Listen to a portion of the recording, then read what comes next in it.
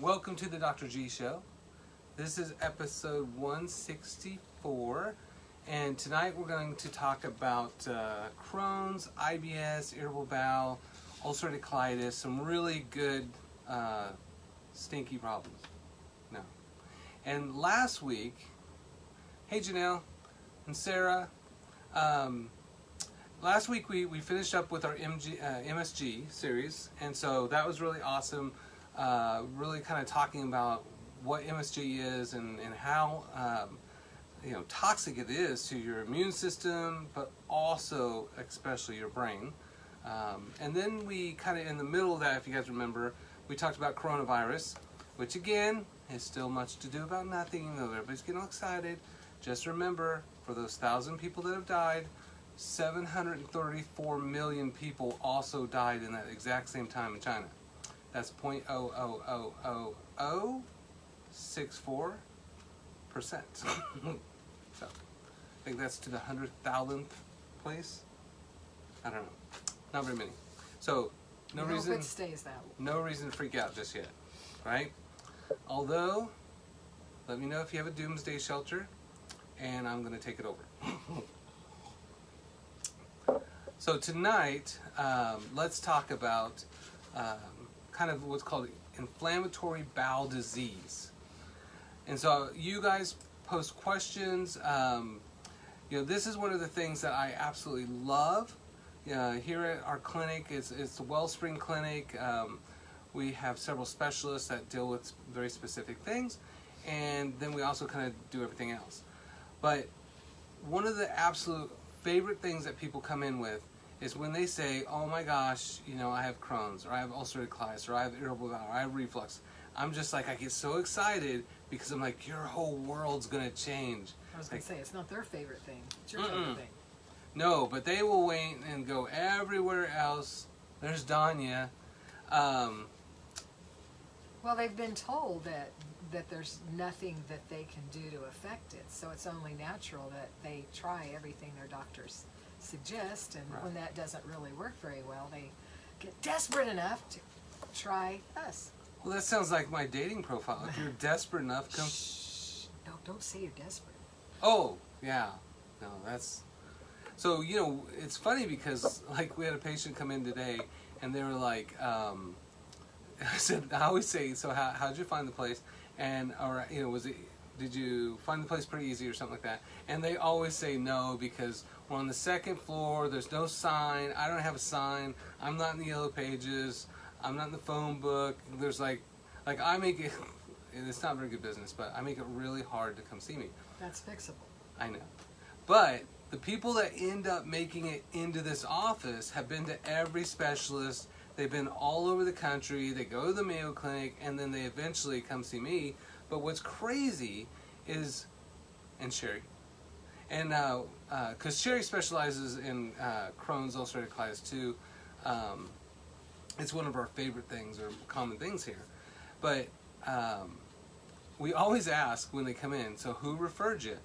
And it's almost always like 7 different people over the course of like a year or two. We're like, you gotta go see them, you gotta go see them. And they go, no, I'm gonna go to all these specialists. And when we talk about this, you'll figure out, the treatment out there is abysmal, and it's very limited to just a couple things. And the likelihood that you're gonna get it again, if you do end up in remission from the typical practice, is what? Do you remember? 76% at 10 years. Crap. It goes up from, So it's like, just, poof. Yeah. So they may be able to shut your immune system off, but it's coming back to haunt you. If you don't fix the original cause or interrupt that cog, process, then it just goes back to the way of doing what it was doing before, which is not what you want. Exactly. So why I get excited is because we help, I don't know, I think we're probably 90, I don't know, I always say 99%, but there's a couple people that kind of fall off the grid there. But it's probably 95 to 99% people that if they follow what they're supposed to do, IBS, Crohn's, ulcerative colitis, reflux, irritable bowel, it just goes away. And it doesn't come back, except we might see little flares if they kind of make mistakes. But otherwise, it's like in their control. They get their life back. They get control of their life. So we'll talk about some kind of amazing cases as we go through this. But first of all, I'm Dr. G. I'm a DC. I practice functional medicine, clinical nutrition, mainly functional lifestyle medicine protocol. And I've been seeing patients all over the world. I've lectured all over the world. And taught a lot of post-grad stuff and have board certifications, sit on a bunch of boards, bunch of nerd stuff.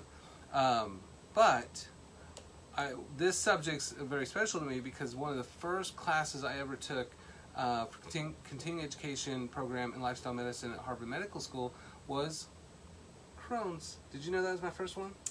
I think I did. Crohn's. You took that too, didn't you? Yes. Mm-hmm. She cheated on me. Cheated No. off my papers. No. She No. did. Uh-huh. No. You know what I always did in school? Cheated off somebody else's papers. No, I always partnered up with Oh. the smartest chick in class and be like, hey, so we should work on this project together. Yeah, most of the guys do that. Yes. So that coursework was so unique. Like, it is so mind-blowing for me because it not only was it just insane amounts of like research and like how bad it is, but it teaches you within that program that patient has a Crohn's, what are they doing to cause it, teach them to stop causing it. So it's very empowering. You know, Yes. Conventional medical treatment is very disempowering. We're going to do this to you, and you may get better. You know, but when we say, "Oh, but there are things you can do that will undoubtedly make you better." Yeah, and Danya says, introduce our guest. Oh, yeah, I didn't get. We started. This is in. Holly Hajaj. No. My name is Sherry Clark. Sherry I'm Clark. an RN. I also have worked in functional lifestyle medicine for 10 years. Yeah. I have some personal experience with autoimmunity, and that's kind of my passion, helping people to get better, because Dr. G tells me that I'm a disaster genetically, but I feel really pretty good. So Yes. So as we go through this, DNA is not destiny. no, it's not. I have pretty bad DNA. Yeah. But But still a I'm- rock star. I'm doing fine, and better than fine. Super fine. Super fine. I also have I'm a lifestyle coach, and of course, a big part of the lifestyle coaching is talking about, you know, what are you doing and what's not working, and what can we do to make your life work better. And we talk about the same things Dr. G always talks about, which is, you know, get rid of the bad stuff, whether it's food or toxins, or toxic thoughts, and put in the good stuff. Yeah. And that's really, in a nutshell, what we do. But there's a lot of knowledge that goes with that. You know, Yes. you have to know your research and what really works and what's just fluff work. So. Danya says, I have beautiful skin. I think she's talking about you. I have more skin showing. Yeah, I try to cover mine up. Okay.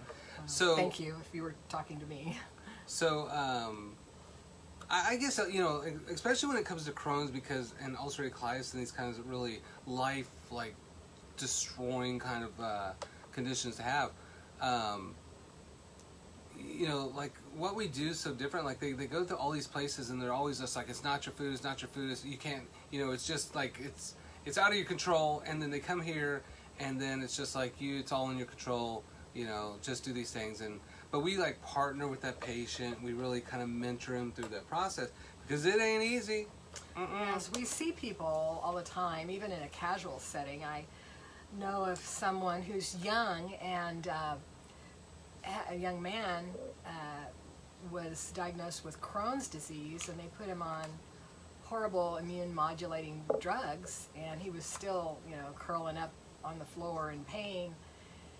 Finally got better on those drugs, but he was taking the drugs, and I was telling his parents, you know, he can't be on those forever. You might want to try modifying the diet. Yeah.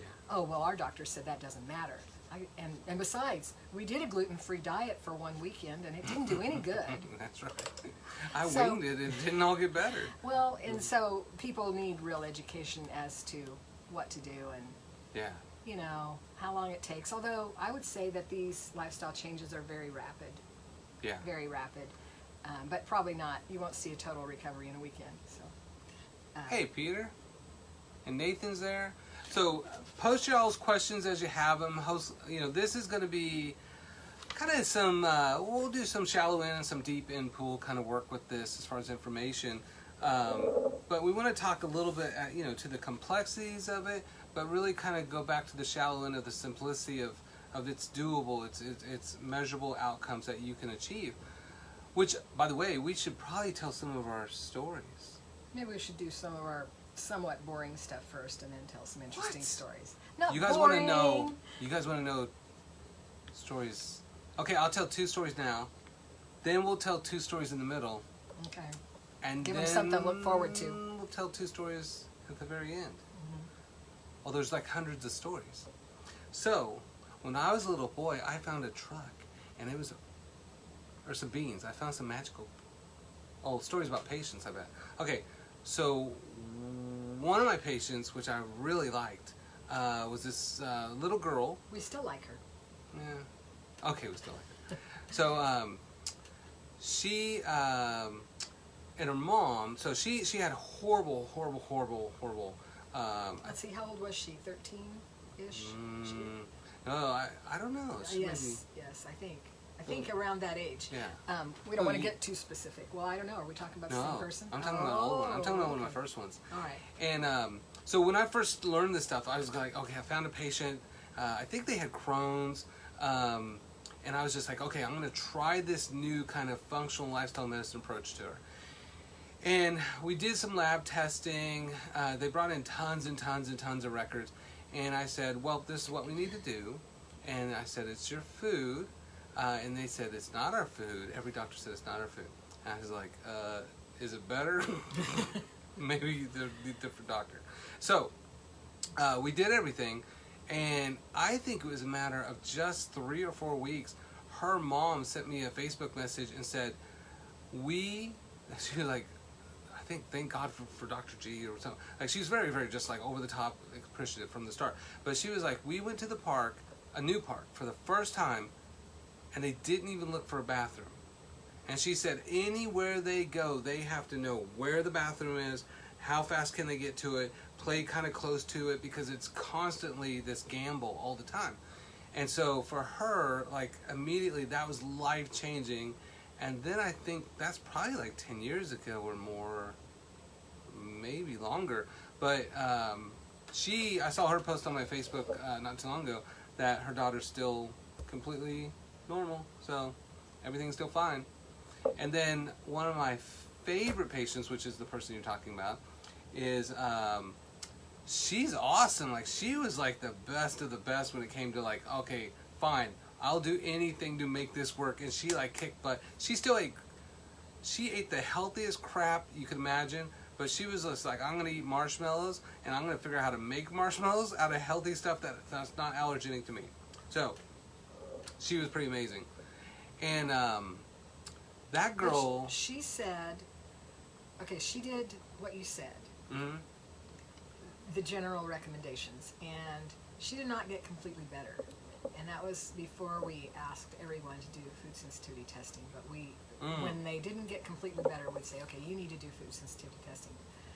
And I remember that she said, I'm so glad we did, because we would never have figured this stuff out. She had very odd things, that she was sensitive to that were healthy. I don't remember what they specifically were, but, maybe things like carrots and celery and, things you wouldn't consider to be food sensitivities. right.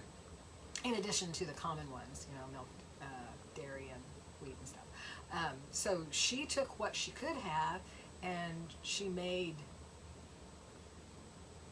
all whatever, I don't know, she invented stuff. She invented stuff. And she was young, not very old, and that particular girl looked much younger than she was. She looked about 4 years younger than she really was. And she And she's stunted her growth, everything. Delayed growth and delayed puberty. Yeah. And in 6 months, was it 6 months? She grew, I don't know, it wasn't very long. She grew like 6 inches. Yeah, it was crazy. And, started maturing, having, sexual characteristics appropriate to her age. And, just amazing. Yeah.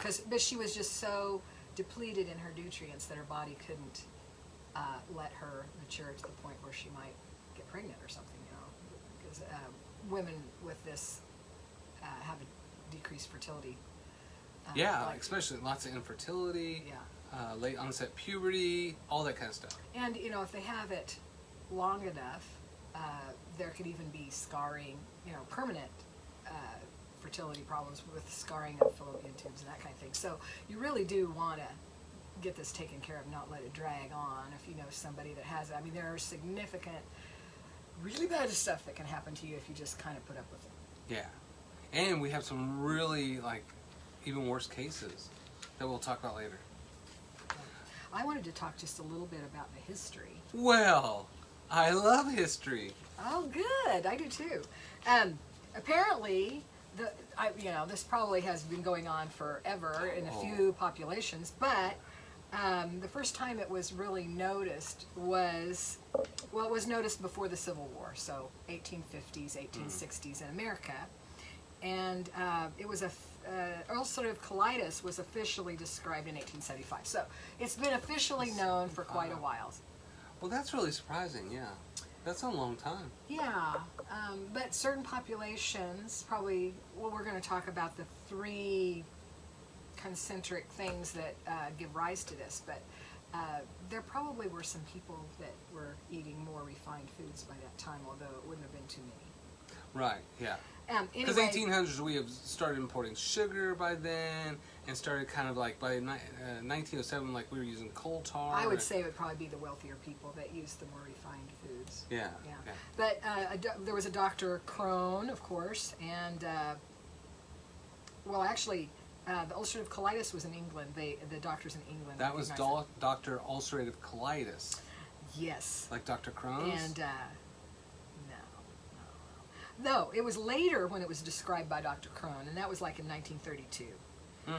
But interestingly and funnily, it was described as intestinal tuberculosis, which is not a thing. What's the other name for that? What? Oh, consumption? Consumption, yeah. Is consumption real? Consumption. No, I mean, it's just, it consumes your body. Oh, okay. That's why they called it that. Because Doc Holliday on Tombstone had consumption. Tuberculosis. Yes, he had that. He died of that. Yes, well, it was a pretty common thing. Colorado. We need to talk about symptoms? Well, a couple things here, probably. Oh, you want to talk about statistics of peoples? Yeah, so we'll talk about that. So, who has, some of this stuff doesn't matter because if you have it, you have it, it doesn't matter.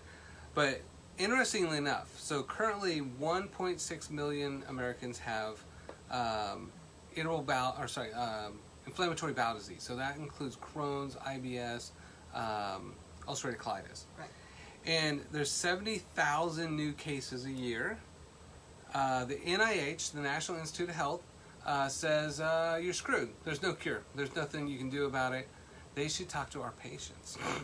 But again, the standard medical treatment through the NIH, there is nothing you can do except shut down your immune system or chop out your bowel and poop in a bag, right? So that's pretty good for us because we offer a non-surgical, non-medication treatment for that. So basically it ends up with a lifetime of pain, lots of hospitalizations, lots of surgeries, and especially lots of complications.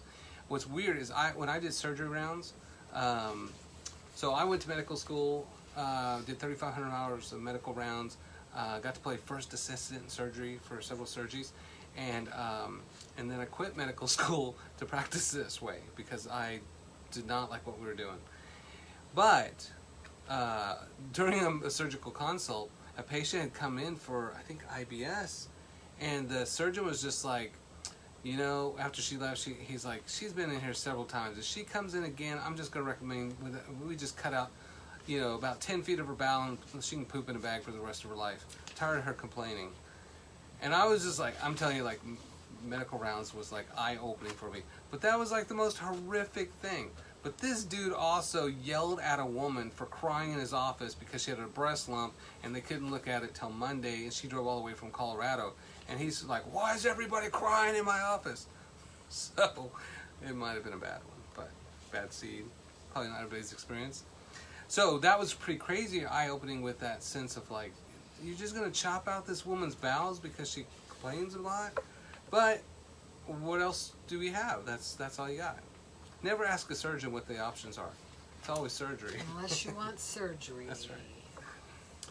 So, well, it says we know that a third of the people with ulcerative colitis will end up having their colon and rectum removed. 1 out of every 3 poops in a bag. Well, do you need your colon or rectum? My girlfriend, I had 2 cars and she wrecked them. Is that the same thing? Okay. Some people who do have that surgery are, they can get a ileal pouch anastomosis, which means they kind of take out a big chunk and then they attach part of it to, and they make a pouch, so that it's semi-normal elimination. Yeah. That's an improvement, but many people, and probably if you have good insurance, it plays a real part in this, whether you get the better surgery or not. Yeah. So, I just put a cork in there like champagne and just shake a bunch. Yeah.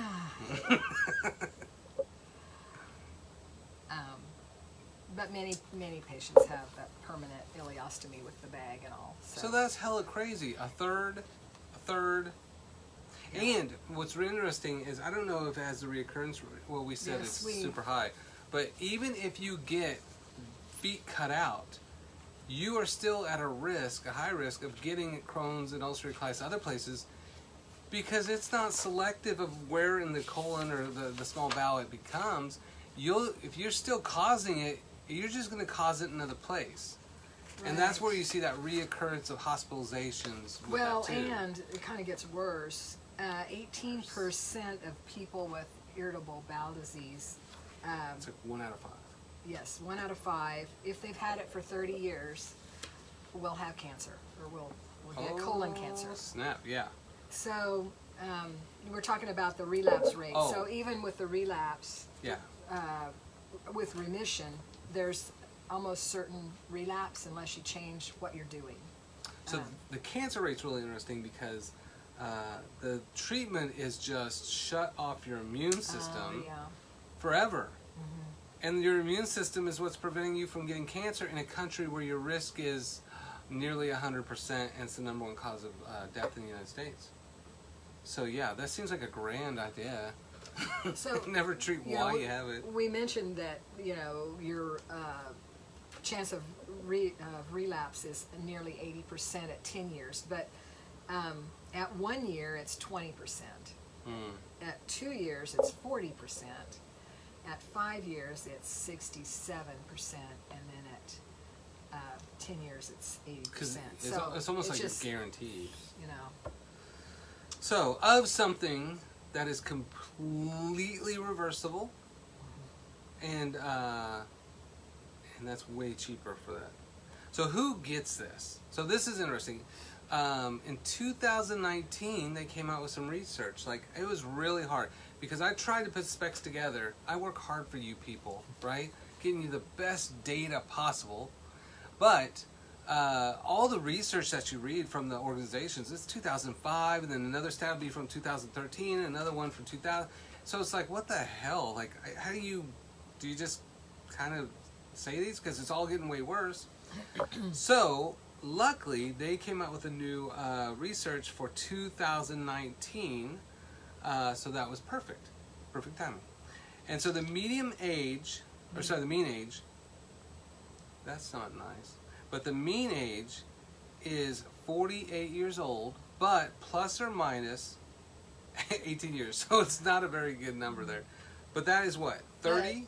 Well, but most people are diagnosed in their late 20s to early 30s. That's the most common age for diagnosis. Yeah. But then they're always going to get a secondary too. I wonder if that adds into that. So then, where do people get it? So we're Midwest. And Midwest, okay, so Northeast, those... Surprisingly, only 14% of the people are from the Northeast, where they say. Oh, yeah. So Nathan says, does frankincense enemas disturb the good gut bacteria? So... You know, I just was reading about that. Well, tell us more, Mrs. Science. I would say not.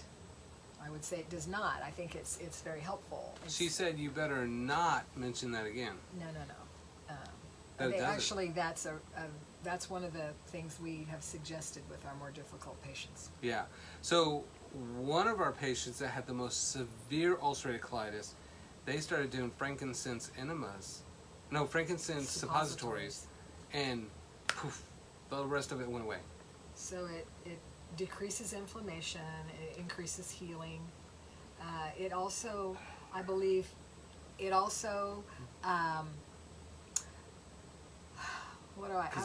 do I say this? It prevents the white blood cells from migrating to the mucosa where... to cause the inflammation. Yeah. That's racism. I notice there's only white blood cells. There ain't no black blood cells. Where's the Hispanic blood cells? Red blood cells. Wow. When you're bleeding, which is one of the symptoms. Which is one of the symptoms. Okay, so so I'm going to ask you guys some questions here. So what are the benefits of that versus normal enemas? So normal enema, they're just pumping water in you and flushing stuff out. Dr. Hirschberger from Tallgrass Colonics or something, she's super cool. She actually does those here in Wichita. There's actually a coffee enemas, and I don't know if that's legal or not, but that's supposed to be rejuvenating for your colon. What? I don't know. Well, I don't know that I would. That would be I my would first put line. soda in there. No. Coffee. That wouldn't be your first line. What about green tea? Do they do green tea enemas? You could probably do anything you want. I do what I want at home. So then... No, but the frankincense is particularly healing. Well, right, because it's medicine. It's medicine. It is. So frankincense, which is Jesus oil, is a 5-LOX enzyme regulator, just like steroids, but without causing the damage in the process.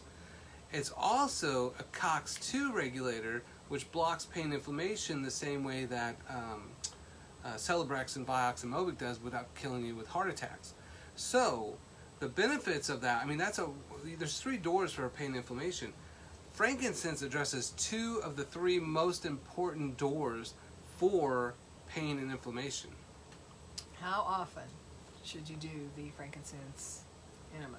Well, I would talk to Dr. Hirschberger and have her do them. So I would think, again, so basically when you look at targeted therapeutics, you say how much inflammation is there, and is it one thing that I do to knock it down? So like, let's say you got an infection. They might do 1,000 milligrams of like amoxicillin. One dose, it should kill everything that's wonderful and bad all at once. Or maybe 200 milligrams a day for 10 days. So then it's the sustained killing process of good and bad to hopefully kill off the bad. So it depends on kind of what works for that patient, what the goal is. So you know, again, a lot of this stuff is well researched, but as far as the clinical applications, that becomes the kind of gray area. So where one enema might really just finish it off for a patient, another one might need to do it daily or even twice a day. Well, I would say that because it's a healing process, it's going to be more than once, and there's also a question as to amount of fluid. It depends on how much the patient can retain, because you let it drain into the body, and then you hold that in there for as long as you can. So that would be I'm on day 3. 5 to 10 minutes, probably, if Oh, longer you if laughed possible. at that one. And so you're not talking a huge amount of liquid. It escapes me now, but there are enema bags, so you would fill the enema bag, I suppose. Are those red bladder ones? No, they're smaller. It's not a. Well, you can you can use a hot water bottle thingy, but you don't. But there are specific enema bags which you can buy. Okay. And set up. Apparently, I've never owned an enema bag. I guess. Well, this is also a technique that's used. Well, anyway, yeah, for other purposes. But anyway.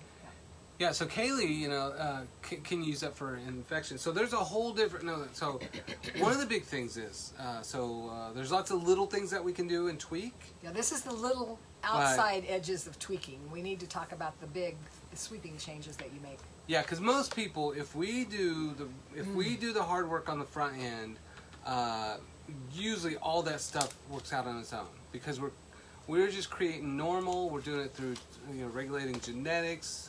We're looking at genetics, looking at environmental factors, and of course diet, and food sensitivities, that kind of stuff.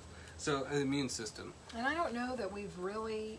Have you prescribed frankincense enemas? I know we've done the suppositories, but those can be made at home.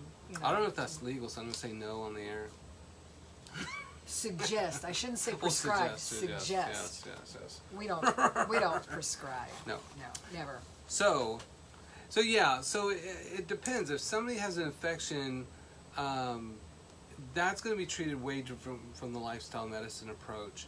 The goal is not to kill off. The goal is to overgrow the good stuff, or not overgrow, but normalize the gut biosphere. So that's a whole other part that we'll talk about when we get to the. So we'll definitely talk about that. We'll talk about it. We're just kind of getting ahead of ourselves. Yeah, that's right. She's a teacher. She ain't gonna let us get ahead of ourselves. All right, so which region of the country do you guys think is the most likely to have Crohn's, ulcerative colitis, inflammatory bowel disease?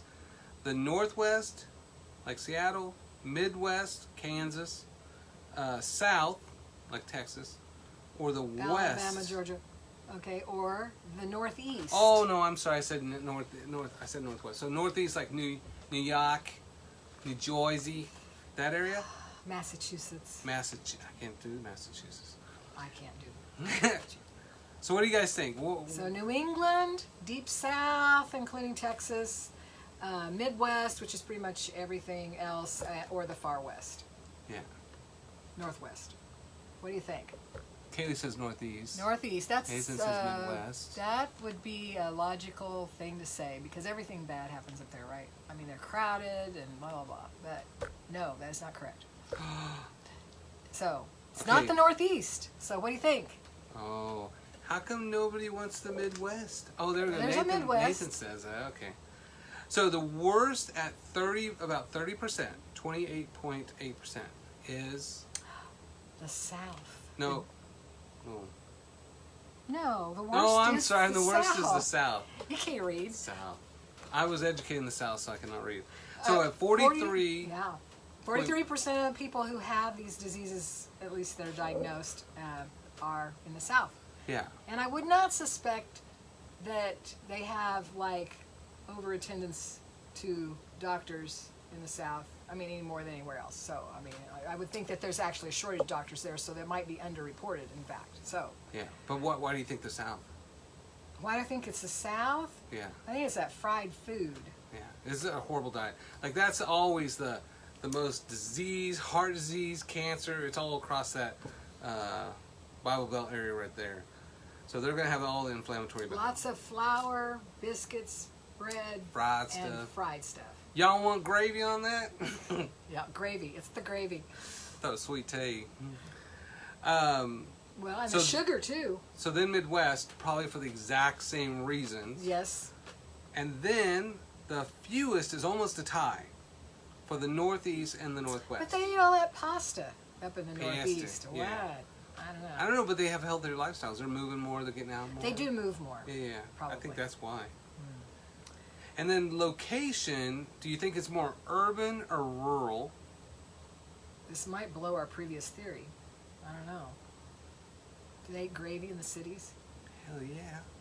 It's biscuits urban it's by urban. 83%. So what? The worst place in the world would be Kansas City or Wichita? I know, because of convenience. Or the convenience Because food. the rural people are probably making food, and the urban people are Grubhubbing it. No, but they grow food in the rural area. I know, that's grow true. food. And Right, Peppers? no doubt that it's mostly the white people having this. So It is. it's like 71% of white people problems. And a subset of that, interestingly, is I'm not pronouncing Jewish people from Eastern Europe, the Ashkenazi Jews, if you have that.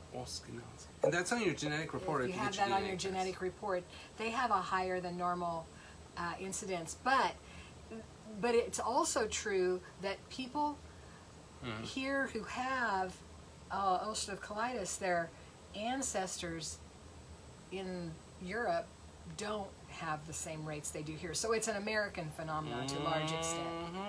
For all the same reasons that we talk about all the time. This SAD, SAD, Standard American Diet. Yeah. 2006, the American diet became the leading cause of death over smoking. Leading cause of preventable death. So Joseph and Angela both like, yeah, urban fast food. That makes sense. And then education was kind of interesting. Maybe I'm an elitist, but I was just like, that's poor people. They're eating a bunch of crap and you know, like crappy food. But it wasn't. 61% had a degree, and 60, yeah. So almost the majority of them had at least a bachelor, associates or on degree. Some college. I know why. Because they can afford fast food more. I don't know if That's not true. I don't know why. Well, I would say the stress may work in there. Stress, yes. And the net worth was really interesting too, because freaking over half of them made 150,000 plus. So again, maybe more convenience. You know, you can afford more convenience. Well, it was interesting that people making under $25,000, the true poor, was only 9.9%. But I don't know what percentage of Americans that is. Do you? I don't know. But no degree was about a quarter of that. So 75% had a degree. And then net worth under 25,000. Well, that's a huge. There's only 10%. Well, they have a category that's huge, though. They have a category that's 25,000 to 150,000. So, you know, that's probably most of the people in America. So that's going to be your largest demographic there. Yeah. So when we look at Crohn's, we're going to look at genetic predispositions, which that's a caveated thing, and we'll talk about that a little bit heavier today. Talk about phenotyping, genotyping, a little bit of the complexity of that. But really, again, when practicing, you understand the complexities, but you practice the simplicities.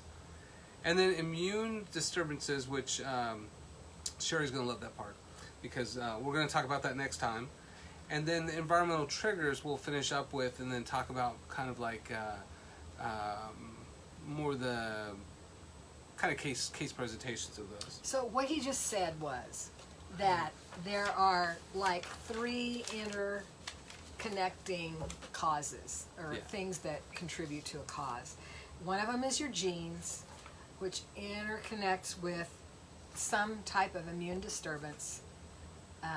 And we know from listening to Dr. G before that the things that mess up your immune system are sugar, stress, and chemicals. So I like to mix them together, eat them. Yeah, most people do. Yes. Yes.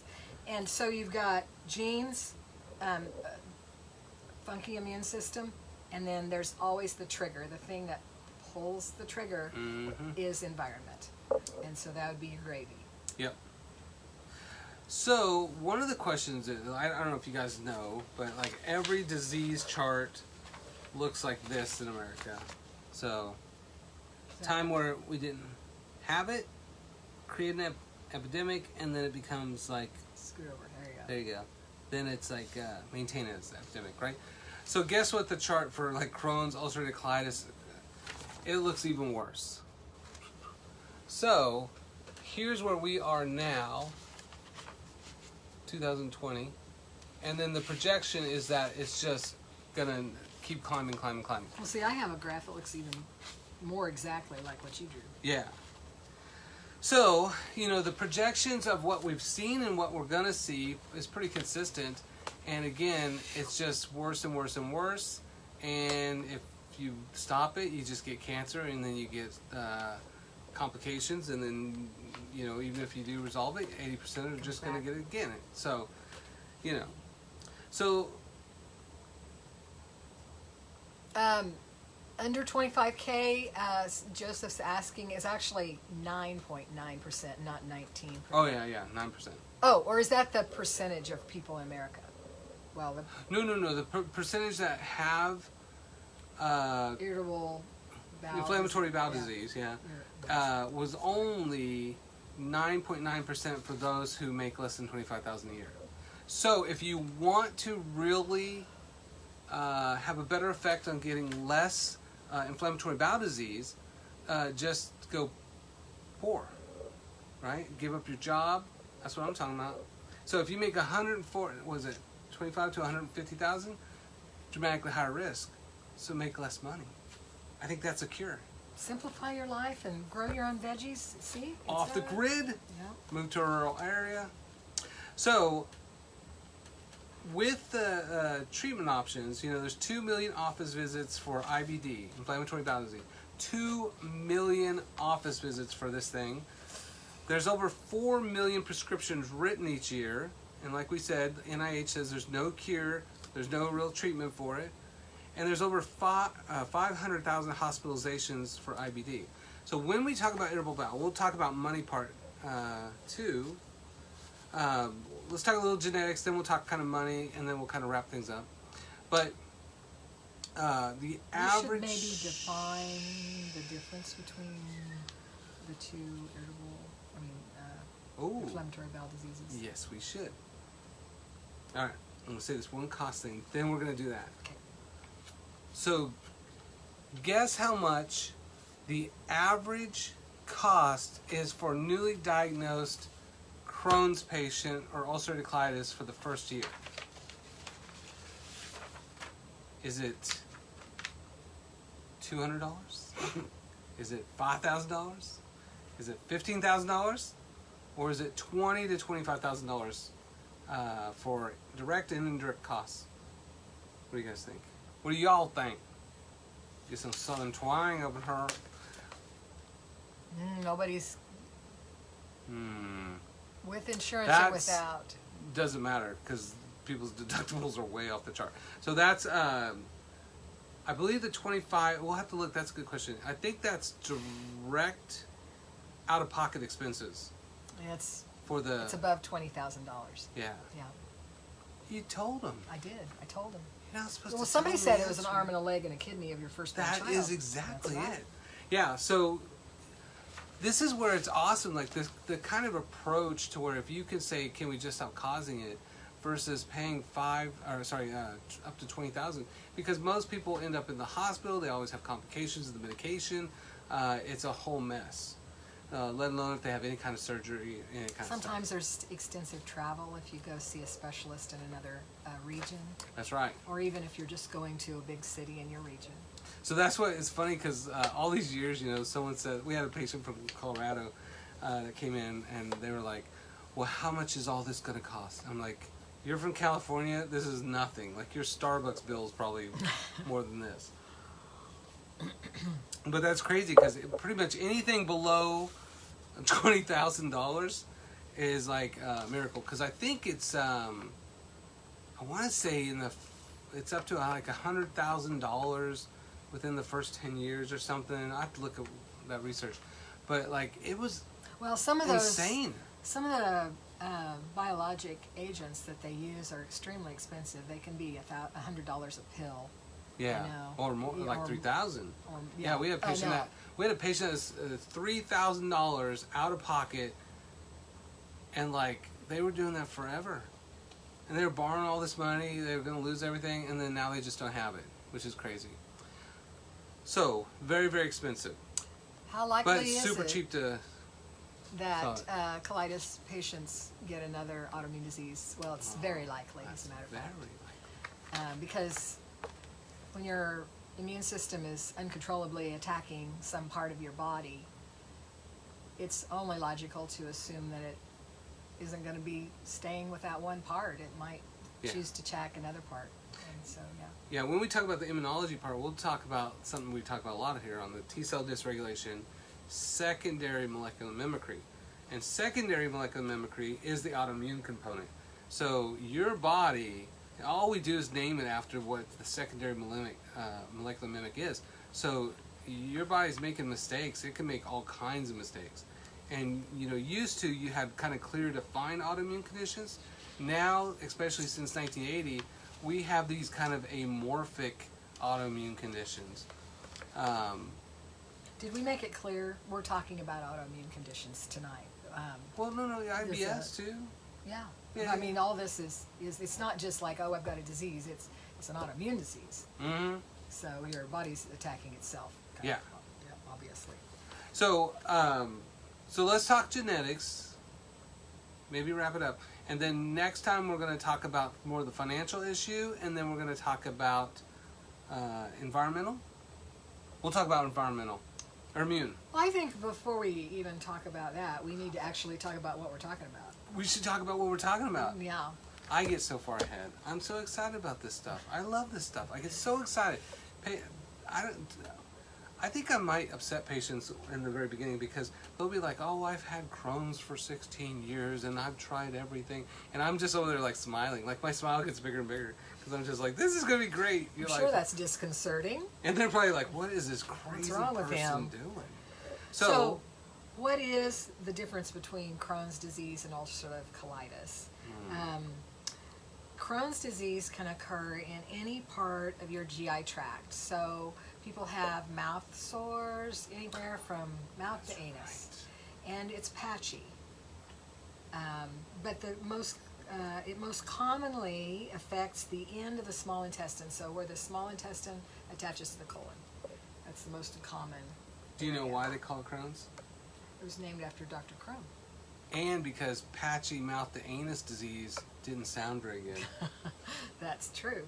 Yeah, so and sometimes too, because you have, and tell me if I'm correct, Mrs. Science, that now the really kind of idea for like autoimmune condition is that more of spectrum kind of approach, that things are starting with inflammation, so you might have some kind of irritation conditions, then you get more of an irritable bowel, and then you end up in the secondary molecular mimic from symptoms, and then you end up with pathological changes that are noticeable, like Crohn's and ulcerative colitis.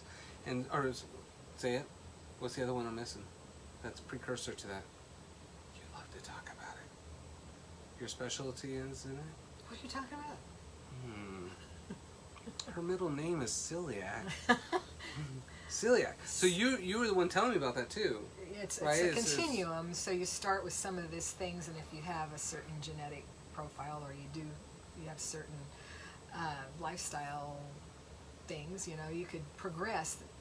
Yeah. From. I think it's all. It's so funny because. Yeah, I think it's all. It's a 5 to 10 year progression from. My tummy doesn't feel very good sometimes to, oh, you have celiac disease. Boom. Yeah. So. And I want to say one more thing. Yeah. Because it's like from before. All right. That I didn't get a chance to say. Yes. Crohn's disease also can go completely through the entire thickness of the transmural. Yes, it is transmural. You've heard of intramural sports? This is a transmural sport. Did you make a dad joke? Oh my gosh, this is great. So all the way through the thickness of the bowel wall. Yeah. And so that there's obviously bleeding, pain, infection, and there can be fistulas where all that stuff occurs. If your intestines are close to each other, you can go from one into another. It's like a tunnel, right? It's a little tunnel, but it could also tunnel into your bladder. It can tunnel into your what's that called? Uroanal fistula? Those are gross. I had a patient with like that when I was a med student. They're bad. But then ulcerative colitis is also bad. It usually is in the large intestine, in the colon, and the rectum. it is only in the innermost layer of the colon.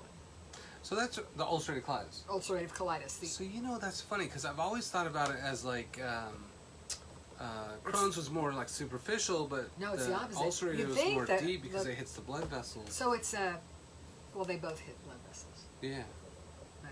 But, the ulcerative colitis usually begins in the rectum, so you see a lot of fistulas and nasty stuff in the rectum, and yeah, very uncomfortable. Nobody wants this. And the diagnosis, so irritable bowel, there's no real diagnosis, from that standpoint. But then Crohn's, they stick it. I mean, basically, we're at a point in our life where we just stick a camera up your butt, and then they try to look for these little patches. But they may or may not see them. Well, they have to go into the small intestine to diagnose Crohn's. But the bad thing about ulcerative colitis is that it can spread to be continuous throughout the entire colon. I mean, it can be very, very bad. Yeah. So that's when they talk about taking out the colon. So. And Angela says, does colitis cause back pain? Oh, yeah. It causes all kinds of pain. So usually we think abdomen, but yeah, colitis you'll have it in the back too. And colitis, call it ulcerative colitis, but colitis also is a big part of the inflammatory bowel disease too. So we have Crohn's, and then irritable bowel is just this kind of like amorphic mix between diarrhea to constipation, lots of urgency, usually no blood with that, no maybe undigested food, maybe lots of mucus, but it's kind of like that.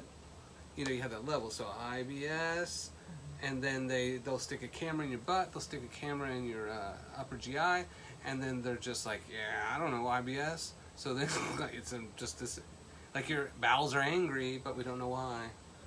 And then people have to we had a patient that one time, she was a long distance runner, and she would constantly scope it out for bushes, and then she would just have to run and drop trowel in a bush. In someone's neighbor, and in the neighborhood, it's crazy. I didn't think I'd have been a runner. I don't know. She's pretty dedicated. She don't have to do that now. No, but I mean then. But then, I think she was 16 years like that. You've got to be a dedicated runner. I have a friend that it was to that level too. But, we all do that, but not all of us have irritable bowel. We're just pissed off at our neighbor. You can have the symptoms that occur outside the bowel or the digestive tract too. It can affect your eyes. Because it's a skin disease, so you can have redness, itching, pain in your eyes. You can of course have mouth sores, which is your digestive tract, but you can have joints, swelling and pain. You can have skin stuff. Yeah. In fact, in the later stages, ulcers on the legs are very common. Mm-hmm. So it'll mimic eczema and psoriasis. But actually on to ulcers. Yeah. Really bad stuff going on. And so, medicine often considers all these things separate issues, but really it can be stemming from an autoimmune disease. Right. And if you have it long enough, you're not absorbing your nutrients, especially with Crohn's, because it affects the small intestine, and then you're at risk for osteoporosis. Mm-hmm. All kinds of stuff. And just really anything that is precipitated by malnutrition. Yeah.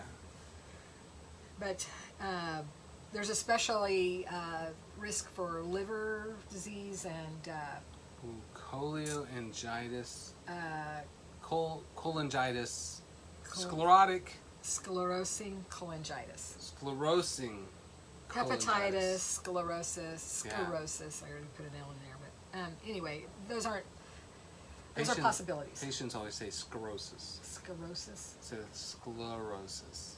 It's cirrhosis. No, the sclerosing. Oh, the sclerosing of it. Yeah, okay.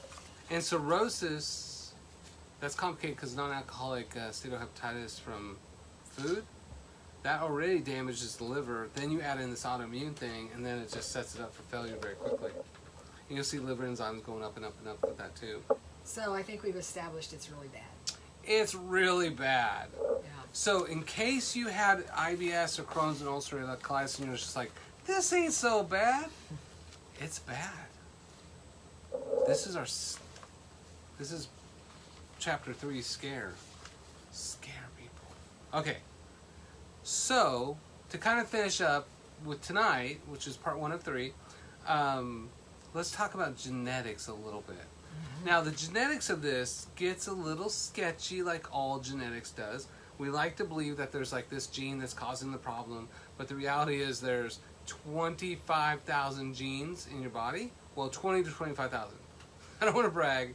I had 24,000 something. So I have more genes, which I'm not sure what that means. More to go wrong. Damn it. And, all the genetic... So one thing that we do with patients, if they have complicated patients, we'll often... a lot of people have genetics when they come in. So if they did 23andMe, even if they did Ancestry, we can download the raw data, and then I put it in a different kind of medical software that looks at everything. So those websites, they'll only show you a tiny fraction of information because they don't want you to murder yourself. So they got in trouble with the FDA because they're like, people can't handle this information because we truly believe DNA is destiny. But DNA is more phenotypical kind of stuff. It's more of expression, which is highly influenced, and your body reverses mutations at the rate of 10,000 per cell per day.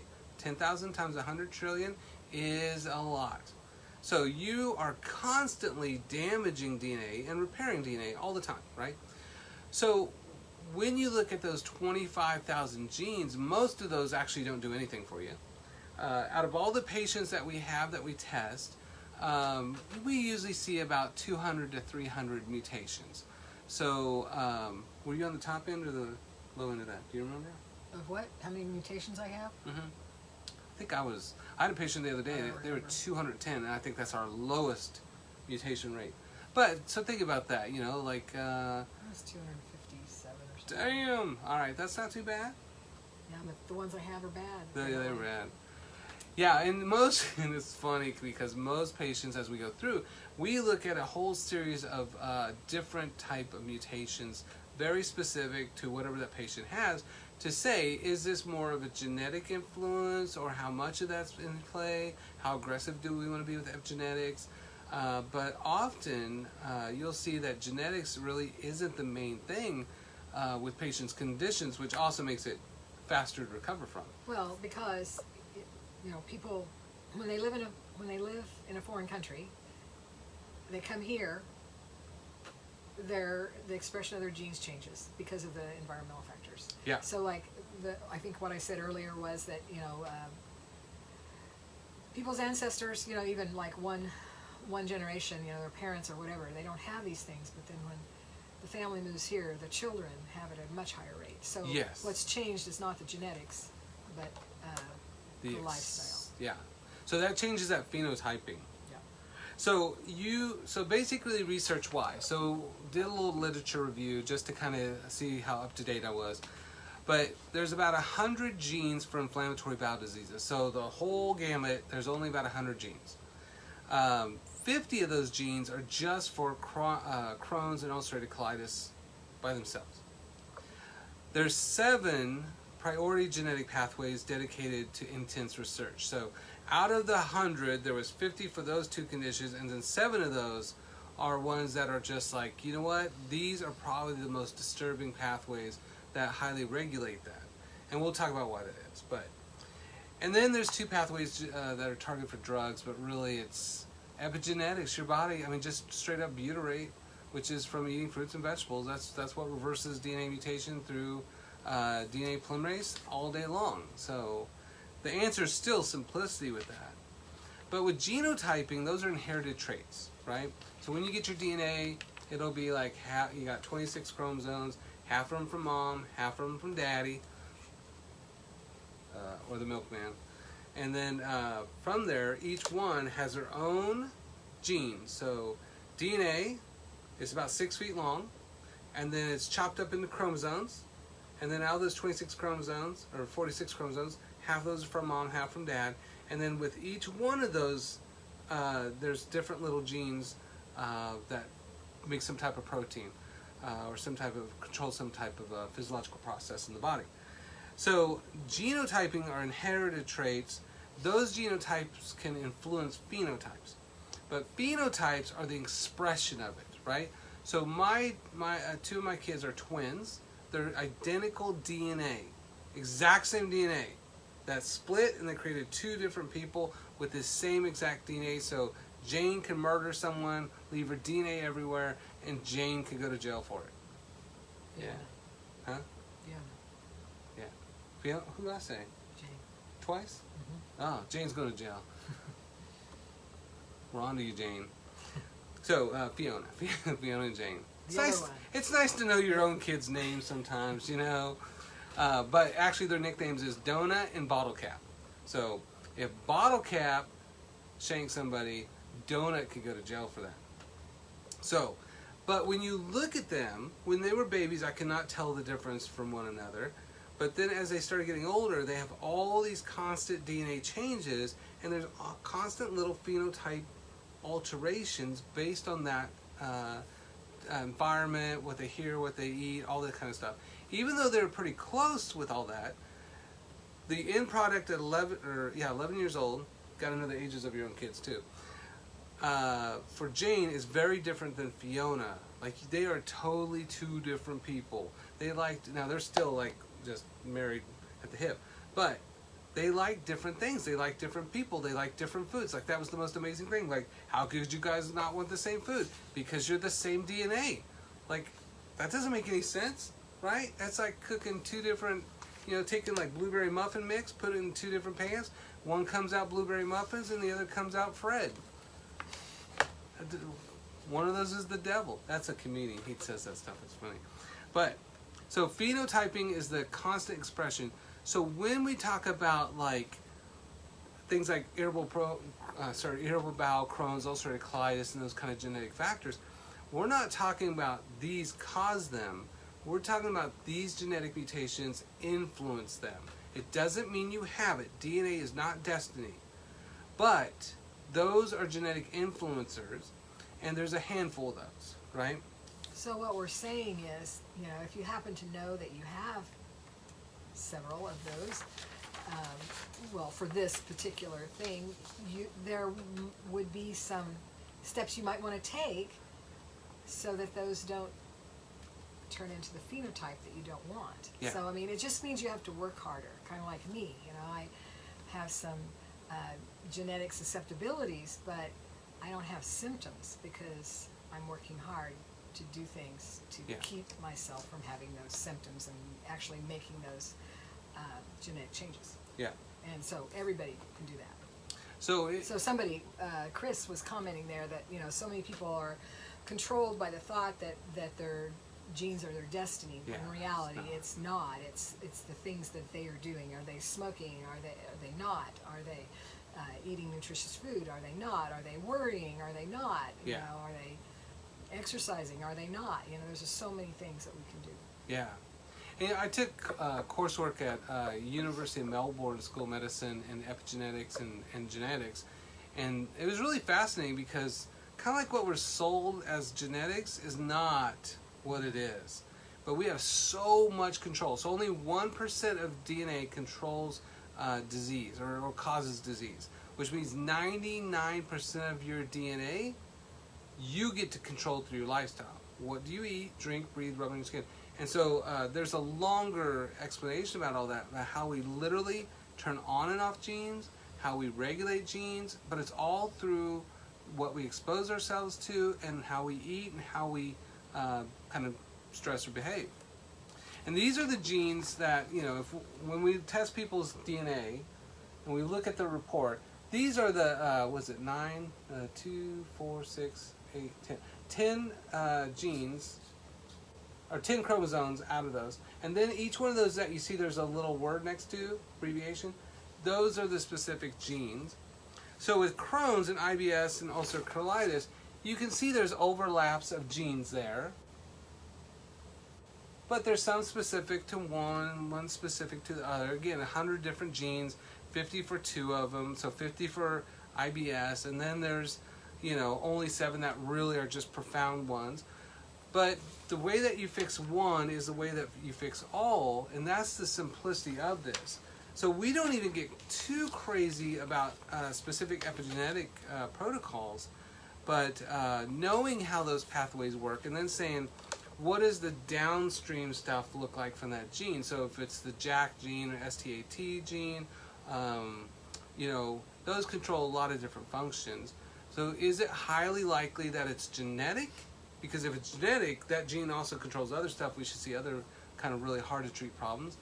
If not, then we go back to our main way of helping patients reverse their Crohn's, ulcerative colitis, and IBS, which is really addressing the main causes, which is what you eat, drink, breathe, rub on skin, what you wear, and how you stress. So those are those phenotyping things for the genetic component. And we have some questions. And Questions. Angela asks us if so your dad has a bowel disease and your mom has another bowel disease. Does that mean you're definitely going to get bowel disease? So what we're saying is no. No. You may have a tendency genetically Perfect. And usually it has to be like a double for it to even be a significant risk. And so you have one from one, you have one from the other, or even if they were the same one, you could get the double whammy. Homogeneous. Yes. Homogeneous. And but you still are in control. Like you can overcome that with your lifestyle. So if you have that genetic profile and you eat Twinkies all day and McDonald's and you sit on the sofa and you worry a lot, you're probably going to get the disease. Yeah. But if you take steps to lead a healthy life, you probably will not. Yeah. And then someone else asked us, so I have colitis, and every year I have an exacerbation, and they prescribe anti-inflammatories. Well, that's because you're inflamed, so they prescribe anti-inflammatories. Yeah. But so what we would suggest is steps to take so that you would decrease the number of times, situations where you get that inflammation. Right. So there's probably something going on that happens that triggers that inflammation. And so hopefully we could pin that down, not do that anymore, and just not have the problem anymore. Yeah. Yeah, I mean, the Crohn's free, it's complicated from our end as far as like all the science and knowledge and evidence, but research takes like 17 years to ever hit clinical practice. So for 17 years, almost 2 decades, we can know that is T-cell dysregulation. We can know it's secondary molecular mimicry, but no one's going to address those. And you talk about it, and all your relatives think you're crazy because their doctor doesn't tell them that. Right. And then it takes decades for something to be a clinical standard. So, it's one of those things. If there's a way that you could help patients that's non-toxic, it's not going to harm them, and it's going to have a really high chance of reversing that condition, then do it. So somebody says, how would somebody with anxiety go about this? Well, and it's harder because if you have this condition, you're going to have a little more anxiety about the condition even. Yeah. So we'll talk about that. Yeah. But, I would say a very simple thing that you could start doing is download an app on your phone that's a breathing app and do it several times a day. And that will decrease the number of minutes per day that your body is stressing. Yeah. That's not the end. That's not all we have to say on that subject. But for our this moment, that would be my first suggestion. Yeah. And you think about this, it's like we said the thing that causes T-cell dysregulation that leads to the Crohn's, ulcerative colitis, and irritable bowel, it's diet, chemicals, and stress. All of those are your main 3 factors for chronic suppression that leads to chronic molecular mimicry, that leads to chronic reactions. So unless you address the food, the stress, and the chemicals, you're not going to really create a sustainable change with that person. So anytime you have anxiety, that's great, because half of the treatment process is dealing with hormones and hormone exhaustion, neuroplasticity, amygdala hijacking, and hormonal resiliency. So that way, there's always that question, like a lot of doctors, especially primary care, it's like, do they have the irritable bowel and stuff because they have anxiety? Or do they have anxiety because they think they're going to poop themselves all the time, right? And really, both. who the hell cares? Yeah. Stop having it, right? So that's a big like a big chunk of what we deal with every single patient is to address that hormonal part as much as the biological part, which is the hormone part. I guess I didn't make myself clear, so I was talking about the breathing. So if you do like headspace? Headspace is one. If you do calm is another. So practice this type of breathing several times a day, so that the percentage of the minutes that your body is experiencing stress is fewer. Yeah. So, you want to be in a parasympathetic, relaxed state, and not be in a sympathetic fight or flight. You want to be rest and digest, not fight or flight. And one simple way you can do that is with controlled breathing. Yeah. And so, I mean, it's not the only thing. We have lots of suggestions. We have lots of ways you can think. Toxic thoughts are also a problem. But for this moment, that would be my suggestion. If you're going to do one thing, meditation, check mindfulness. It out. Yeah. Check out a way to breathe different, and maybe just be in the moment.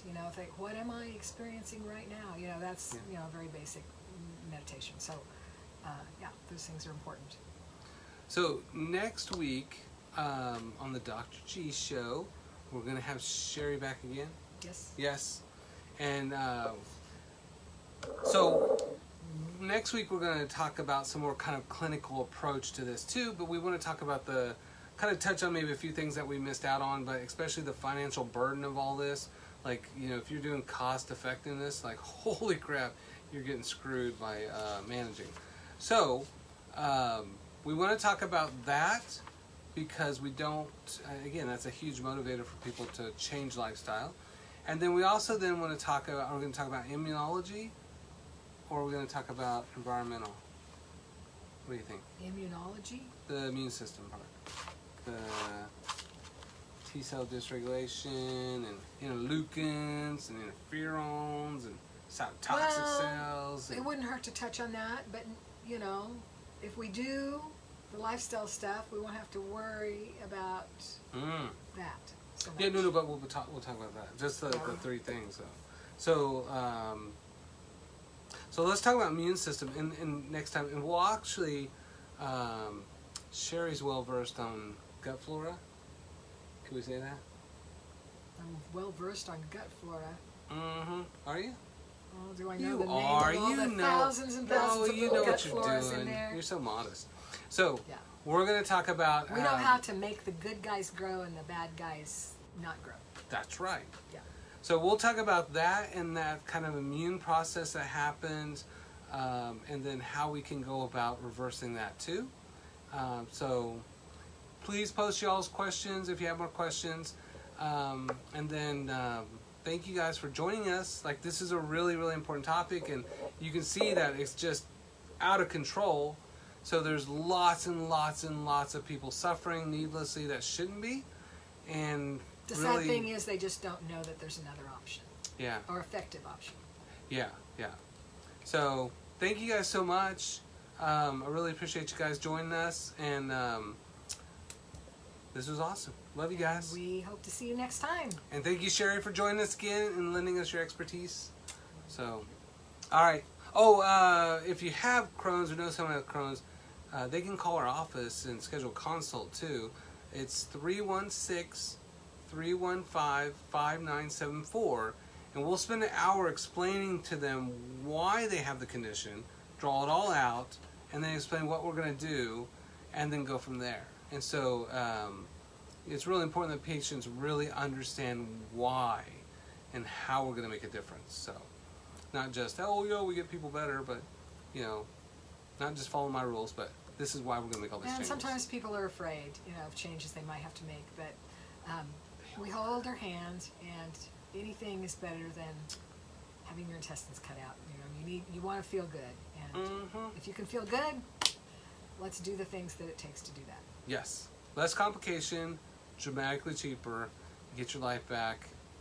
It's way more amazing. All right. Bye, guys. I'll see you next Tuesday. Bye.